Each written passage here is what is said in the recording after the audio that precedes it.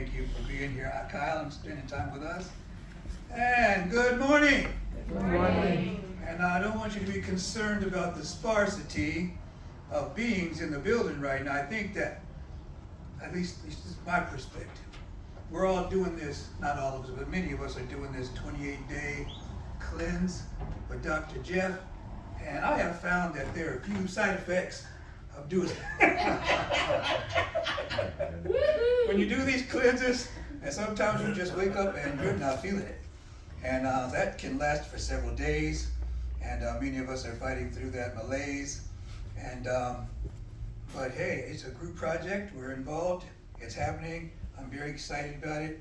And like I say, this is not a cleanse for me. This is a reset, because in the spirit of what the topic for the month is, the giant gentleness, which is part of a book series, but being gentle with yourself. You have to be very gentle with what you put in your body. So we're going to begin with our affirmation that we kind of got away from, but now we're back. Please repeat after me. Never doubt. Never doubt. A small group of thoughtful and committed individual citizens. A small group of thoughtful and committed citizens Can make a difference in the world. Can make a difference in the world. Indeed, that's all that ever has.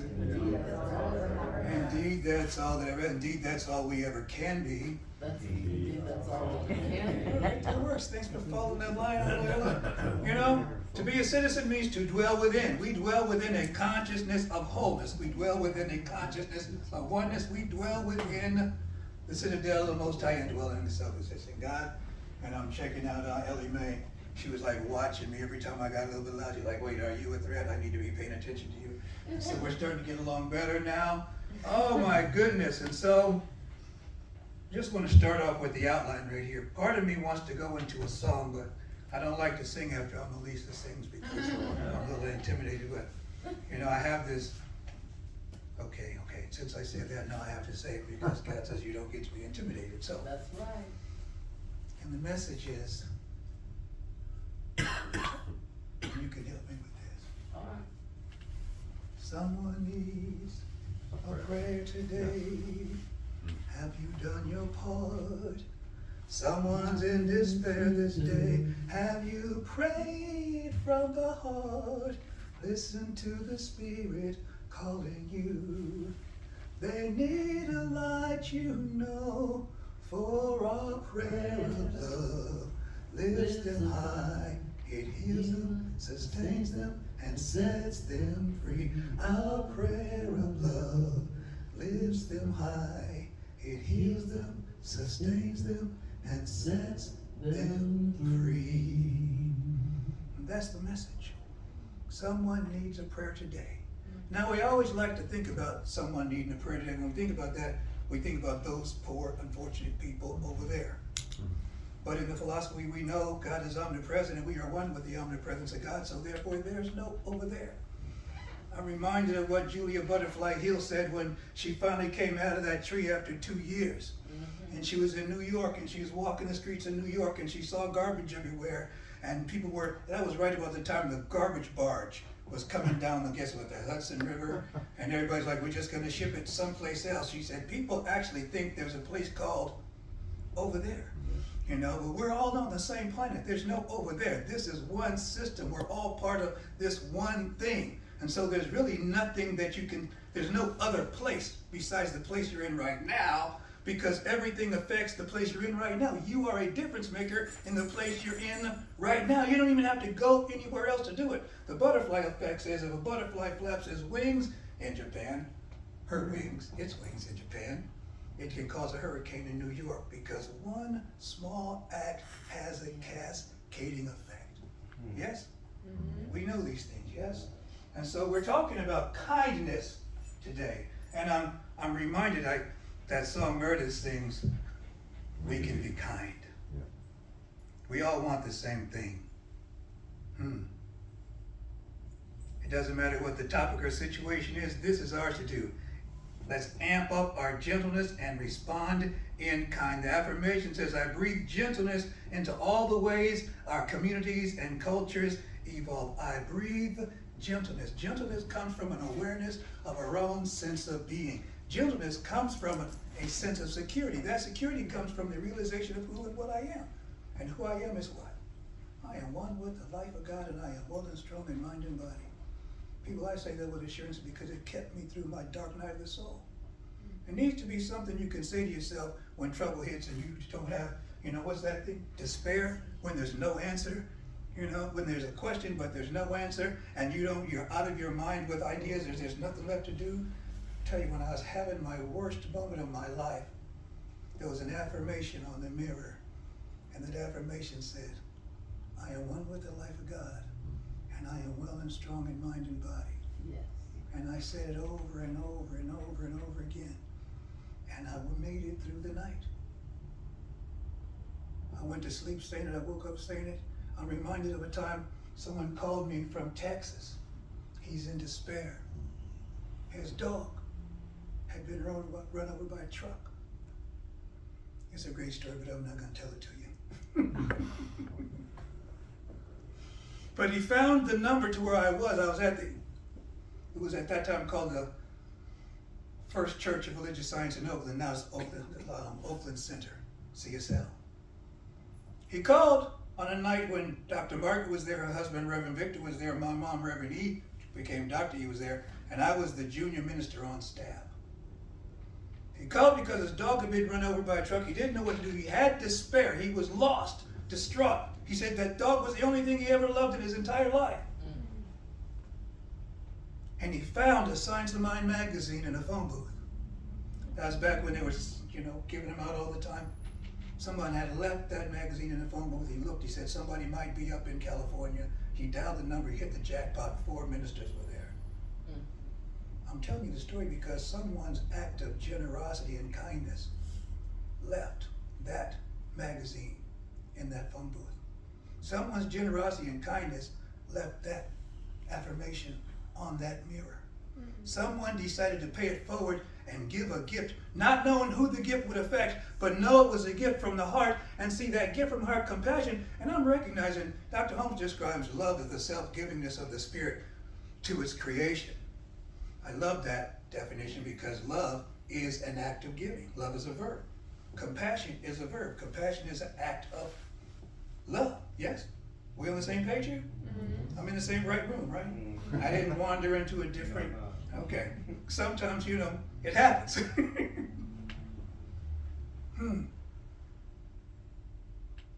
Compassion. Someone paid it forward. One small act of kindness has exponential consequences, cascading consequences. It changes the world, first of all, because it changes who you are. Every time we do a kind act, it activates the oxytocin, hormone within us, which is called the happiness hormone. Doing nice things makes us feel good. It's pretty, even if you do it begrudgingly. Ask me how I know. See, I figured out the math. I didn't start out living right because I was a good person. I was a good person, but that's not why I did it. I figured out the math.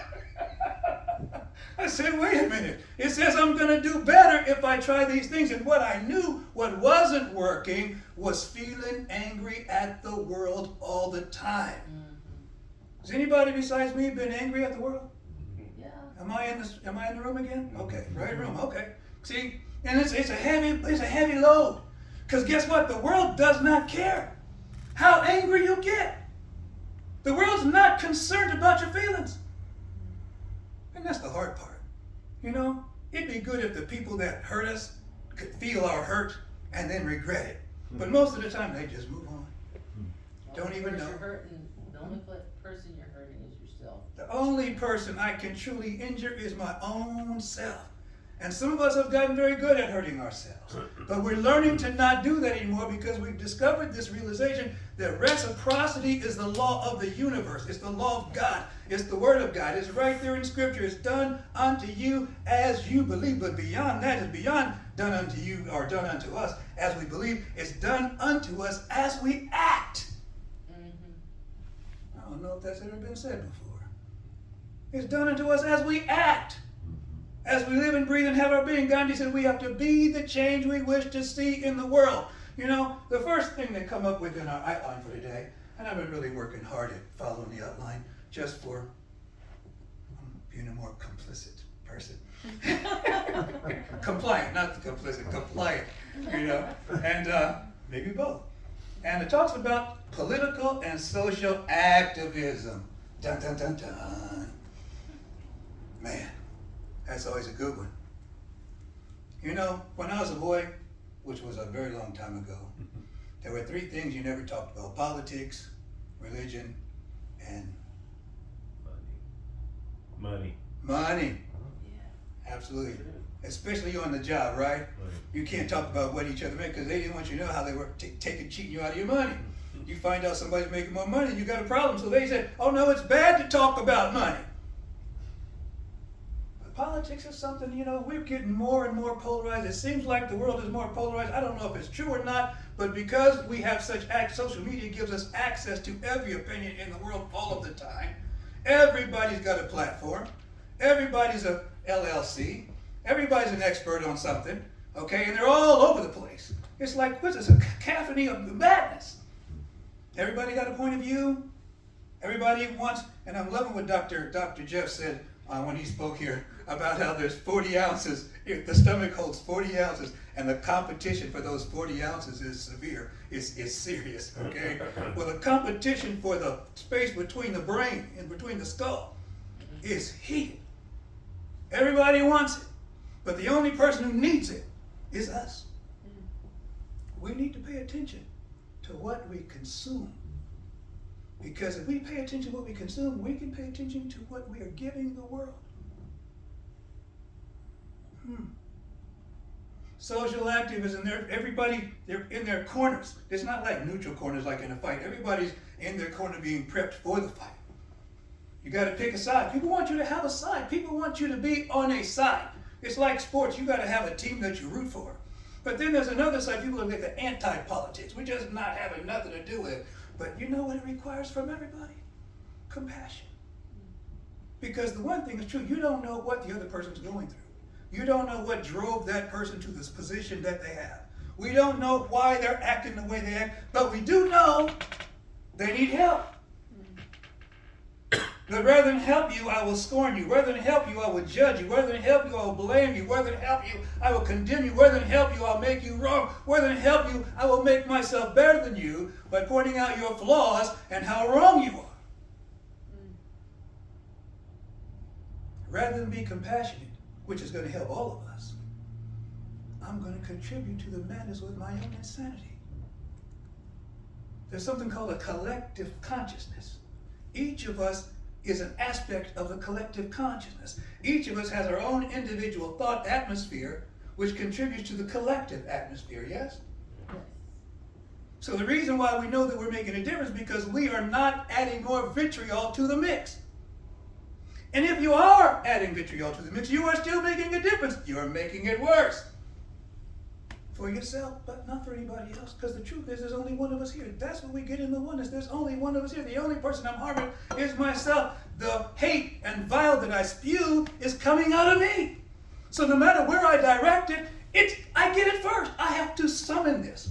I use the creative power of the universe. I use the creative power of God, that indwelling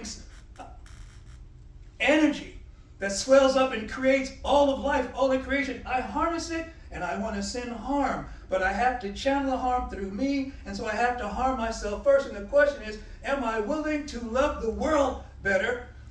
Am I willing to love myself better? Kindness is an inside job. It doesn't make sense to talk about being more kind to the world. We can be kind. I love that song. We all want the same thing is what the line says. You know, and together we can weather whatever tomorrow may bring. But people in consciousness, there's no we. In consciousness, there's no they. In consciousness, there's no there. In consciousness, it's here, it's now, it's I. And me being kind brings loving kindness into the world. And what the world needs, who wrote that song? Was that back in the 70s, John? Yeah, 60s. The world Needs now is love, sweet love. It's the only thing that's just too little. I disagree. It's not too little. There's not too little love in the world. But it certainly isn't getting amplified as much as so much of the other things are being played out. Isn't that right? I don't have more love in me because I took the philosophy and I studied the philosophy. I don't have more love in me because I found out how to be more loving and giving. No, I'm harnessing the love that was always there, that was running wild and running scared. I'm just harnessing it better. I'm using it in a more constructive fashion. Kindness and compassion are tools that help us furrow the ground that's been hardened by our hate and our fear, so we can plant the seeds of our prosperity and our loving relationships and our loving communities. Because kindness is opening us. Yes? Someone needs a prayer. I need it. Pray for me. That's your song, Amelisa. Pray for me. Pray for me when my heart is sinking fast, holding on to what I thought would last. Lord, lift me up and I will find a greater peace when you pray for me. I like that part when you go, you pray for me and I'll pray for you. You pray for me and I'll pray for you. But I'm not waiting for you to pray for me. I'm not waiting for you to figure it out. Because see, what I know is there's no you. That's the thing about this philosophy, man. You can't. There's no hiding place. There's no escape. Everything I think everybody else needs is something I have to apply to myself because I'm everybody else. All I'm getting is the cosmic echo coming back to me, telling me, this is what you think, Mwanda. This is what you believe, Mwanda. This is what you're putting out there, Mwanda. If I want to know what I think, I have to look around and want to know how I'm being. Look around and see what's happening around me. If I see hate and fear and all these things around me, it's showing me what my fear looks like. And I can be compassionate with my fear now. I can be loving with my fear now. Because I know it's only here to show me where I need to do the work. It's like X marks the spot.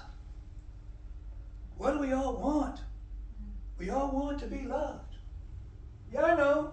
It breaks down. A lot of people think, no, I need money. I don't need love. I need all these different things. But guess what? It all boils down to love. Because we all want to be noticed. We all want to be accepted. We all want to be cherished. We cannot help ourselves because we're part of the one collective. And when we don't experience these things, we feel like, I mean, it's our natural state is what I'm trying to say. If God is loving, if God is love in action, and expressing the divine experience in and through and all of creation, when I'm not experiencing this, I feel separate from the divine. Now, I can try and fill that separate gap with a lot of different things, and trust me, many of us have tried to fill that with a lot of different things. You know, and it's not just, you say, well, yeah, people get into addiction. No, we get into serial relationships. We get into relationships that don't serve us. We work on a job, tirelessly trying to prove, something that cannot be proven. And it's not like the old days where you at least had the illusion you're going to retire one day and get a gold watch, for all those years. So you're not getting no gold watch. There ain't no gold watch. It's not even a pretense of that anymore. As a matter of fact, you're liable to get cut loose 1 week before you're 20 years. So with no benefits. I've seen it. We've all seen it, yes? What can I do to make a difference in the world? What can I do to make a difference in my life?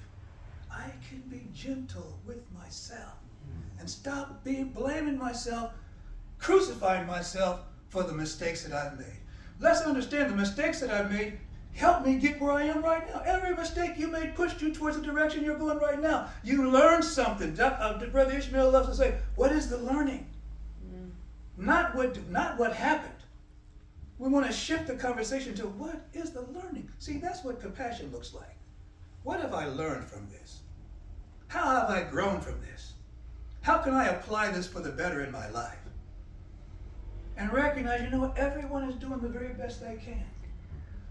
So, there's a line in one of my favorite lines of Shakespeare comes from Romeo and Juliet when he says, a pox on both their houses. I don't get to say that anymore. That's one of those things that I got a lot of mileage. It felt good. You can sink it. Pox on both your houses. I hate all of you. But no, I'm disappointed in myself. and I love everybody. Not a blessing, a blessing. See, one thing we can do, and Dickens had that line, Tiny Tim would say, God bless us everyone. The Buddhists say, may all beings be blessed. I can always be a loving presence, but it takes work. It means I have to not take things personally, as they tell me in the Four Agreements, but I can't help but take things personally. I got feelings. And my feelings may not be real, but they hurt. I see ya. I got feelings, okay? Now my feelings aren't real, but I feel them. And I feel like I need to do something about these feelings when I have these feelings, but I want to train myself to stop reacting to the feeling so the feelings don't have me. Brother Ishmael says, your feelings are real, but you are not your feelings. I'm going to quote my coach. He says, I care about you, but I don't care about your feelings. That's hard. That's hard. Reverend, why do you know what I'm hearing when you're speaking? I wrote it down. It's not for a distressing, it's for a blessing. I love that. Say again. We all bring in the message. You know this where we are. It's not for a distressing, it's for a blessing. Can we say that? It's not It's for not a for a blessing. distressing. For a blessing. This is what you get to say when you're feeling distressed. It's a very empowering thing to know that right where I am and just I am, I'm the blessing of the world. Mm-hmm. But I can't allow myself to be swayed by what's going on in the world to be the blessing of the world. This is why the master teacher said, be in the world, but not of the world. I'm not a byproduct of the world. You know, and something I'm very intimately familiar with, because my name, Muatara Sili, I don't think I've shared this here before. Growing up in the 50s, I'm from the 50s, y'all. See, I grew up in the 50s. I got something. I grew up in the 50s. I wasn't just born. Some people were born in the 50s. I was 7 when 60 came, okay? I got stuff from the 50s. And one thing I know, I remember one day, I think I was in the 5th grade, one of my white friends told me that the only thing black people had ever done was be slaves and be freed. Oh. Well, thankfully I'd had the Negro Heritage Library in my home, so I knew that wasn't true. But it was stuff like this that I grew up with, especially on a military reservation. You run into a lot of different energy. And then the revolution came. And I wanted to be a part of that. And my name, Muatara Sili, means one thing. I was not created here. Mm-hmm. You didn't make me. You don't control me. You don't know me. You don't own me. You got to speak an African language to speak my name, to call me. Because I'm not from here. I'm just here.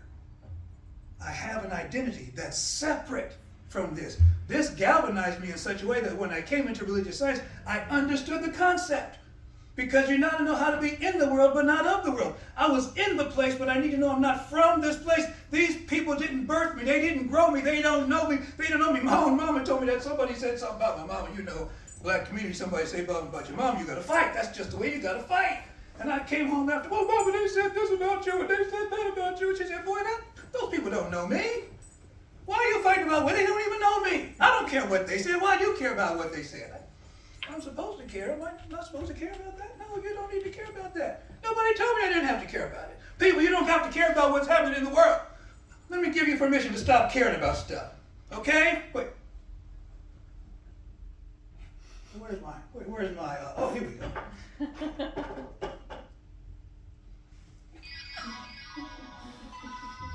You now have permission to not care.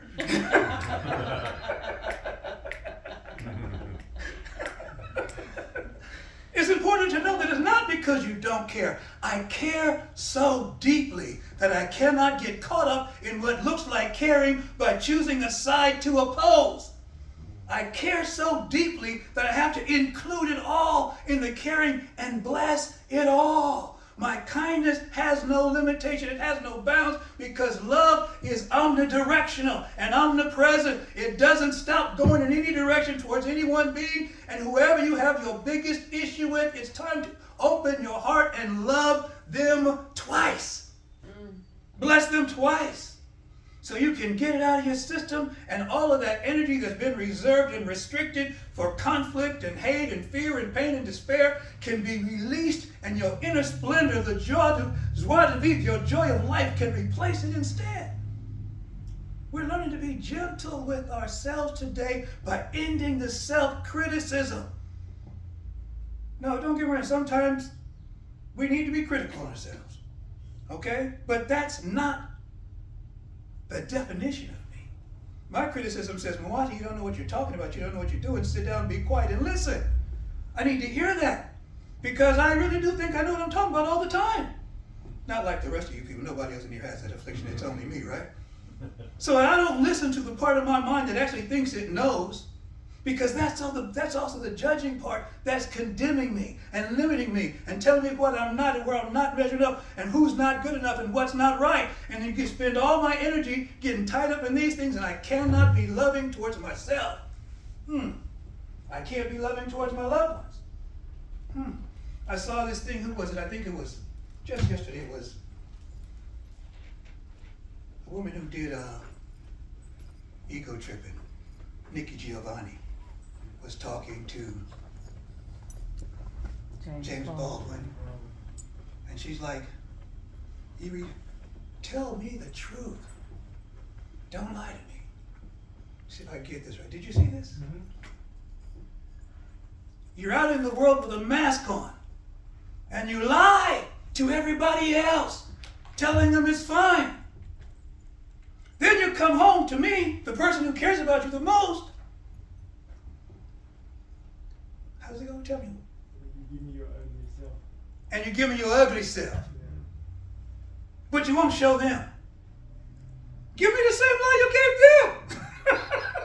Why can't I get the lie that helps you get along with them? Oh no, the only time you can't lie is when you come home? I hate to talk about this because I'm talking about myself real bad right now. I am. I'm just outing myself. I'm surprised Peranjali's just not breaking out of vigil, falling on the floor laughing. That's some good vigil sitting back there, I'm telling you right now. It's probably the only reason I'm telling the truth like this. You tell it to her. Be quiet. Once I step off the stage, the mask goes up again. No. But I'd never thought about it before. I didn't know. But there's always been a thing about it. The closer you are, the less attention you get. It's like I finally relax. I don't have to lie. I don't have to fight. I don't have to have my dukes up. Now I can just be still. I'm like, and I don't want to have to act loving now. I used all that up lying to the people out there. But see, if I tell the truth all the time, what's the truth? God is all the reason I'm one with God. See, this is not a popular position. You will lose friends. You will not be invited to some parties. Parties where they want you to have a side. Parties where they want you to have somebody wrong. So you have to be willing to stand in a place where the only people you're with are the people who know what you know, and that's God is all there is, and I'm one with God, and they're willing to be in unity because we know this is the unity that the world needs. We're standing in the balance. We're difference makers, people, but we have to be difference makers in our own life first. And that means I have to let all the prisoners in my mind free. And I do a pretty good job of letting all the prisoners in my mind free. It's the hostages I take during the day.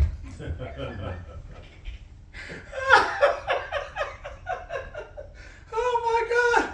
But you understand what I'm talking about. Because we understand forgiveness.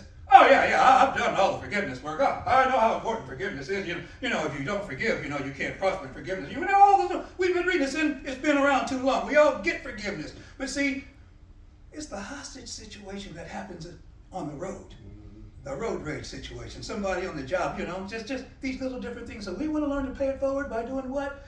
Random acts of kindness, exponentialize good in ourselves and in the world. The oxytocin that we release. I read a study once that said that every act of kindness is reciprocated to 3 people. 3 people benefit. Now, I don't know. I'll be honest. I'm a skeptic, okay? I don't believe nothing. Okay? When I saw the study, I said, oh, this is crazy. The magnet on my watch got the paper, couldn't click it. It says, well, how do they know this is true? But here I am. Let me just go with it, okay? Those 3 people are going to affect 3 more people. Those 3, and it goes on. It has a cascading effect. We know with the situation about how paying it forward works. So let's be kind to ourselves, people. And how do I know I'm being kind to myself? Am I being kind to other people? Am I being kind in stressful situations? Am I willing to let someone have a free pass when they deserve the wrath of God? I got some smiles that time, huh? Some of us know what the wrath of God looks like, right? But see, we get to give them that right there, Cornelius. See, instead of giving them the wrath of God, see, people wonder, my beloved wife, she says, sometimes you smile inappropriately, you laugh inappropriately. It's not inappropriate, babe. It's not. I'm laughing because they don't know they're being spared the wrath of God in this moment. And I'm sending them love and joy and peace and happiness, and I feel good about it. So I'm smiling because I know what it looks like on the other side of this coin. And so I don't mind being out for inappropriate laughter. Sometimes in the theater, something horrible is happening. Everybody's again, and I start putting myself in that situation. I start smiling. Yeah, I know. And a little chuckle comes out. It's inappropriate, but it's because I'm in a joyful place. I've gotten in touch with that part of me that says, yes, I am willing to surrender this grievance. Are you willing to surrender the grievance? Because see, in order for compassion to run rampant in the world, our gratitude has to outweigh our grievances. That's all there is to it. And the only way our gratitude can outweigh our grievances is when I find myself in a grievance, I apply gratitude instead. And it's an easy formula. It's just when I need to think about something to be great, it doesn't even have to be about this one thing.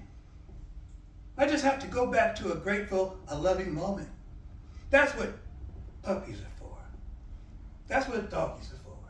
You know, I can always think about stroking my puppy. You know, while you're talking stupid right now, I'm sitting there holding my puppy, and I'm just in my mind, I'm like, because I have something I can do that keeps me out of this situation. I have a memory I can come up with to keep me from getting sucked into this. I'm bringing love and compassion to this because I know you're doing the very best you can. Your best sucks right now, but sometimes my best sucks. I've seen it. Sometimes I think, because I got it in my head, you're always doing the best you can. Sometimes I'm in the middle of something, I'm like, dang, Wanda, if this is your best, it's not very good. But I know I can always make my best better if I bring love into the equation. Rumi said this, I think it was Rumi who said, instead of looking for love, we're going to look for all the places we're not being loving, all the impediments to love. Who am I not willing to bless today? What am I not willing to bless today? This is what's keeping me from my good. This is what's keeping me from my joy. This is what's keeping me from the love that upswells within. This is what's keeping me out of the oneness. It's the places I refuse to enter. I refuse to enter if that person's there. I refuse to enter if this circumstance is there. I refuse to enter if this is going on over here. No, I can't be part of the oneness until they get what's coming to them. Well, that means I got to get what's coming to me. I'm the one with the judgment. I'm the one with no compassion. At the end of the day, we all want the same thing. The song, We Can Be Conscious, says we all want the same thing. You know what we all want? At the end of the day, mercy. Mercy. Nobody wants to get punished for every dang thing they did wrong. We all looking for a free pass somewhere, yes? Yes. It's not even a free pass. We earn it with our compassion for others. So someone needs a prayer today, right here, right now. And that someone is me. That someone is each and every one of us.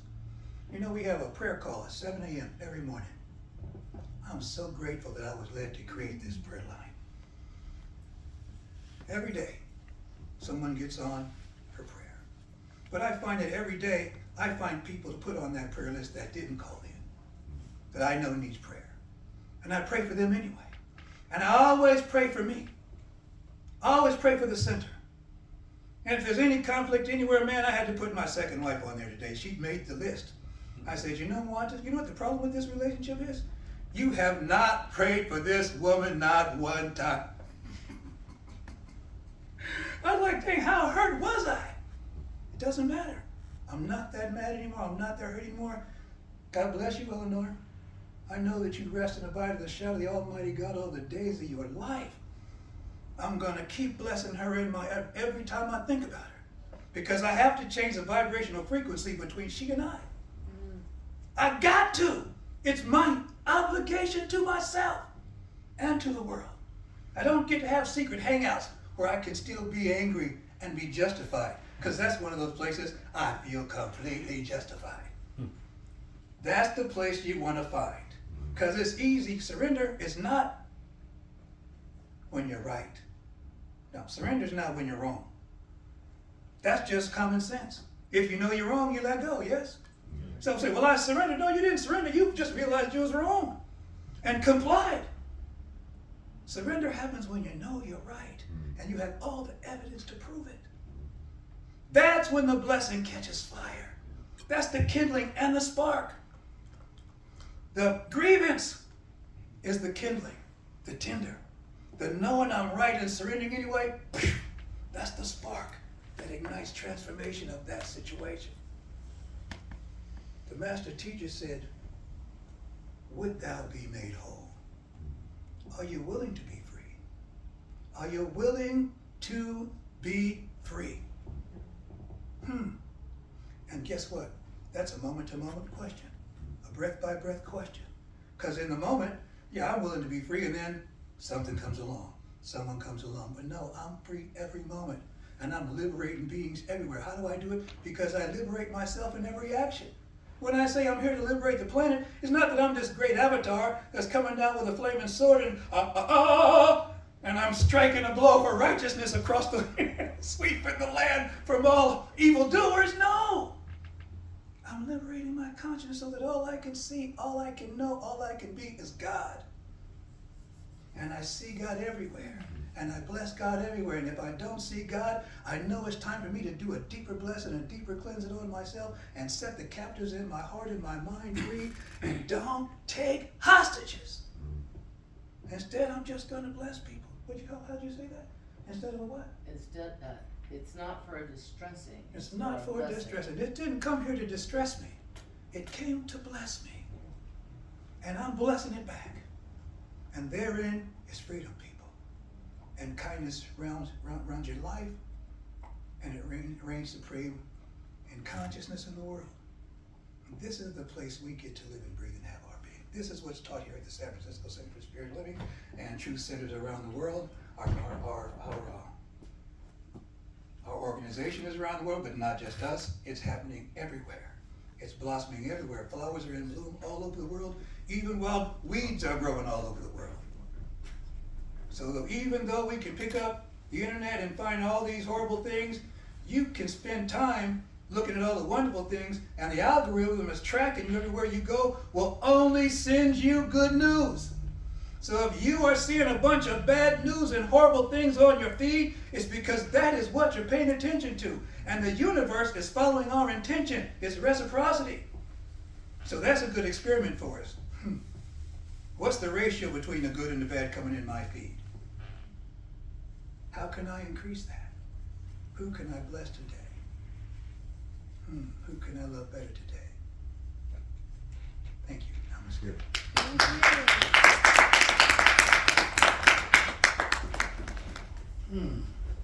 We're moving into our time of sharing, which is always a good opportunity for us to get in touch with our own blessing.